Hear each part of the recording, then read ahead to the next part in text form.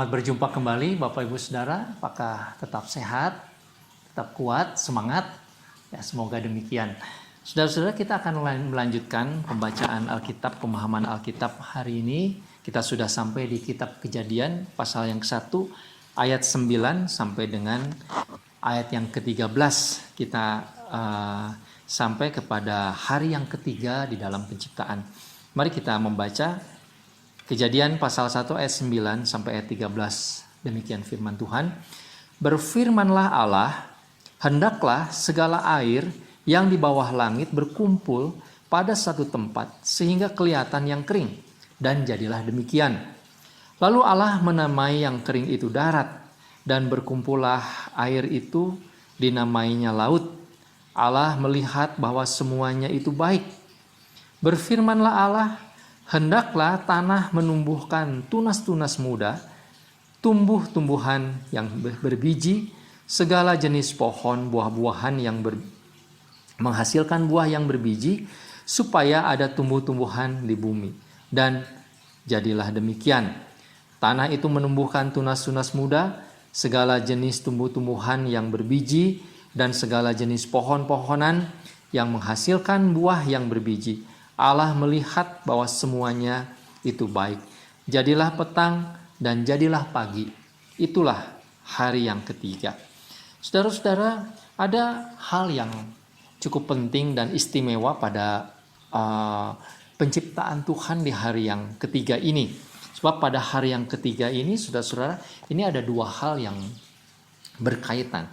Yaitu pertama, ketika Tuhan memisahkan air sehingga ada laut dan ada darat. Lalu kemudian yang kedua berikutnya, dari darat itu lalu diperintahkan oleh Tuhan, dipanggil oleh Tuhan, diciptakan oleh Tuhan tumbuh-tumbuhan yang berbiji, yang nanti dari bijinya itu akan tumbuh lagi tumbuh-tumbuhan. Sehingga pada bagian ini saudara, kita melihat sekarang proses yang lebih berlanjut, ya. Bukan cuma Allah menciptakan sesuatu, tetapi Allah memberikan kehidupan sehingga tunas-tunas itu bisa menghasilkan biji, dan biji-biji itu bisa menghasilkan lagi tumbuh-tumbuhan itu. Itu yang dikatakan pada hari yang ketiga. Nah, saudara-saudara, yang menarik pada bagian ini adalah, atau kita melihat pola dari penciptaan Tuhan yang sangat penting. Coba kita akan ulang lagi, kita akan berurut lagi saudara pada bagian yang pertama. Pada bagian pertama, bumi ini dan langit ini kosong bercampur baur, saudara-saudara, sehingga dikatakan Roh Allah melayang-layang dari air. Lalu kemudian pada hari pertama, Tuhan Allah menciptakan terang, menjadi nampak air yang bercampur baur itu, segala macam bahan itu. Lalu kemudian ada gelap, ada terang. Nah, pada hari yang kedua, pada waktu yang lalu, saudara, kita kemudian melihat bahwa air itu dipisahkan. Ada air di atas, ada air di bawah. Dan langit berada di tengah-tengahnya. Cakrawala berada di tengah-tengahnya. Nah, saudara-saudara, lalu kemudian Tuhan Allah memberikan perhatian kepada air yang di bawah. Ya, itulah pada hari yang ketiga itu. Air yang di bawah itu diperintahkan oleh Tuhan untuk berpisah. Sehingga ada yang kering, ada yang basah, ada yang tempat air berkumpul. Air yang berkumpul itu menjadi samudra laut. Sedangkan yang kering itu adalah darat. Dan di darat itulah saudara-saudara, lalu kemudian Tuhan menumbuhkan bermacam jenis tumbuh-tumbuhan yang berbiji, yang nantinya saudara itu akan menjadi bahan untuk menjadi makanan makhluk selanjutnya, makhluk yang lebih tinggi dari tumbuhan itu, yaitu binatang dan manusia.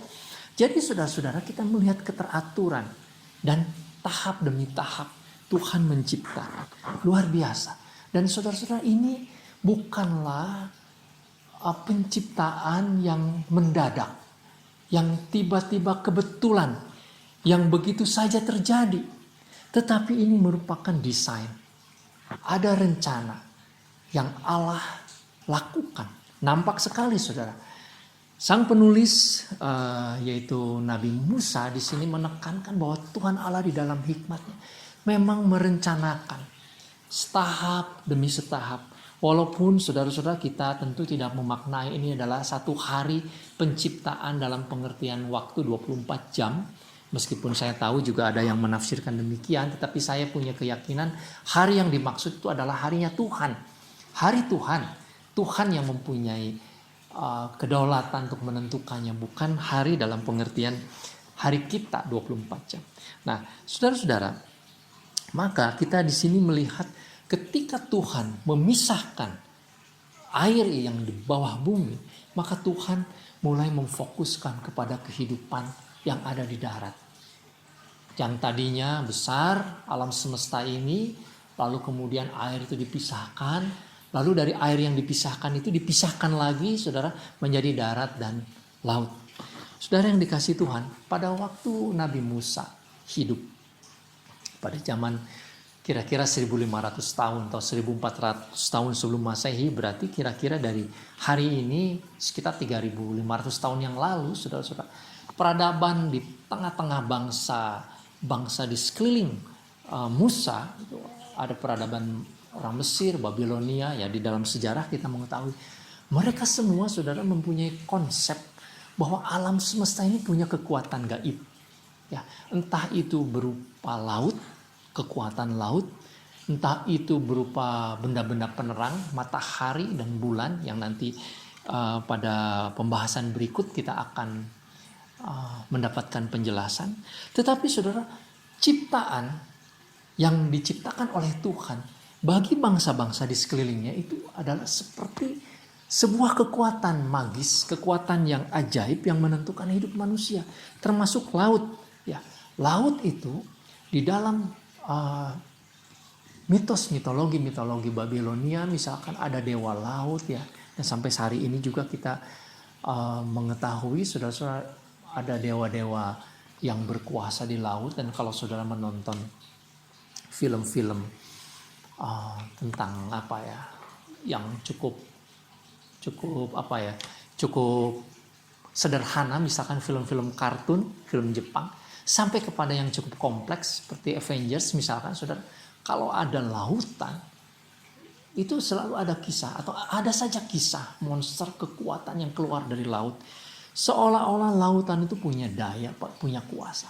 Nah, saudara-saudara, pada bagian ini kita membaca bahwa sebetulnya laut itu diciptakan oleh Tuhan ketika air dipisahkan, sehingga baik laut, baik darat yang nanti akan menghasilkan kehidupan itu adalah ciptaan Tuhan. Kita tidak menyembah kepada darat, kepada dewa-dewa yang bisa menyuburkan darat ini. Ya, ada dewa atau Dewi Sri misalkan di dalam kehidupan kepercayaan lama yang bisa menumbuhkan, menyuburkan tanah. Sudah berkaitan nanti dengan dewa hujan yang bisa menyuburkan tanah. Atau juga ada kekuatan laut, dewi-dewi di laut, saudara, di Jawa Barat juga ada hal-hal yang demikian. Tidak demikian. Sebetulnya Tuhan yang menciptakan. Kesuburan tanah bergantung kepada kuasa Tuhan. Manfaat di laut itu juga bergantung kepada kuasa Tuhan. Saudara-saudara, nanti kita akan melihat bahwa Tuhan kemudian juga menciptakan isi laut. Jadi laut itu menjadi sumber kekayaan untuk kebaikan alam semesta ini. Bukan kekuatan yang perlu kita sembah. Itu hal yang pertama. Kemudian saudara-saudara, kita melihat juga bahwa tumbuh-tumbuhan yang diciptakan oleh Tuhan, yang menghasilkan pohon-pohon yang sangat bagus, biji-biji yang nanti akan menumbuhkan buah-buah. Itu dalam rangka apa, saudara? Nanti saudara, pada hari yang keempat kita akan melihat bahwa Tuhan itu menciptakan benda-benda penerang sebagai penanda dari hari dan waktu. Hari dan waktu itu, saudara-saudara, adalah kesempatan penetapan untuk ibadah kepada Tuhan. Maka pada waktu ibadah kepada Tuhan harus ada yang dipersembahkan. Biasanya adalah panen raya, hasil dari tanah.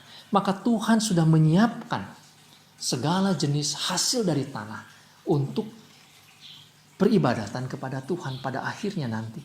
Jadi saudara yang dikasihi Tuhan, memang penciptaan yang Tuhan lakukan, baik tentang darat, tentang laut, ini semuanya merujuk kepada penyembahan kepada Tuhan.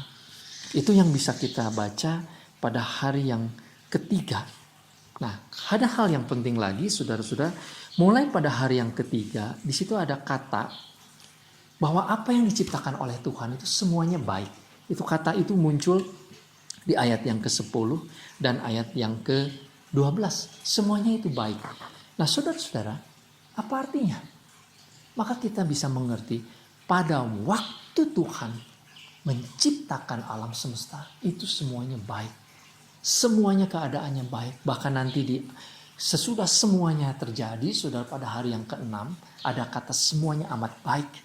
Nah, saudara yang dikasih Tuhan, maka pada awal mula, sebagaimana Tuhan Allah yang sempurna, Tuhan Allah yang mulia, Tuhan Allah di dalam hikmatnya yang sangat tinggi, Dia menciptakan dan menyusun alam semesta, tentu di dalam kebaikan dan semuanya baik. Maka boleh dikatakan bahwa kalau kurva, saudara, startnya penciptaan itu adalah start yang paling tinggi. Alam semesta itu baik pada awal. Nah, ini bertentangan dengan kepercayaan evolusionis ya, makro, yang percaya bahwa alam semesta ini pada awalnya sederhana. Pada awalnya itu simple, lalu kemudian berkembang menjadi kompleks. Sudah, kalau kita membaca dari awal tidak demikian. Pada awal mulanya Tuhan Allah menciptakan semuanya itu dalam keadaan yang sempurna, yang sangat baik, bukan dalam keadaan yang tidak baik. Semuanya itu sangat baik. Maka saudara, kalau demikian, bagi kita saat ini, kita mengerti bahwa lingkungan alam semesta yang baik ini yang Tuhan berikan, kita mau kembalikan kepada kemuliaan Tuhan. Ya, kita nanti juga mengerti tentang tugas-tugas manusia, sudah. Tetapi mulai hari ini, ketika kita sudah disodorkan dengan penciptaan alam semesta yang begitu baik, maka kalau kita memandang alam semesta, kalau kita mendapatkan berkat melalui alam semesta ini, juga kita melihat Tuhan yang menciptakan, bukan semata-mata alam ini. Kiranya Tuhan memberkati kita sekalian. Mari kita berdoa. Bapa di surga, tolonglah kami supaya kami mengerti dan kami melakukan kehendak Tuhan di dalam kehidupan kami. Kami mulai mengerti Tuhan bahwa segala sesuatu baik karena Tuhan Allah yang baik kepada kami. Terpujilah namamu Bapa di surga. Kami memohon segala berkat-Mu di dalam nama Tuhan Yesus, Juru Selamat dan Penebus kami yang hidup. Amin. Tuhan memberkati, sampai berjumpa kembali.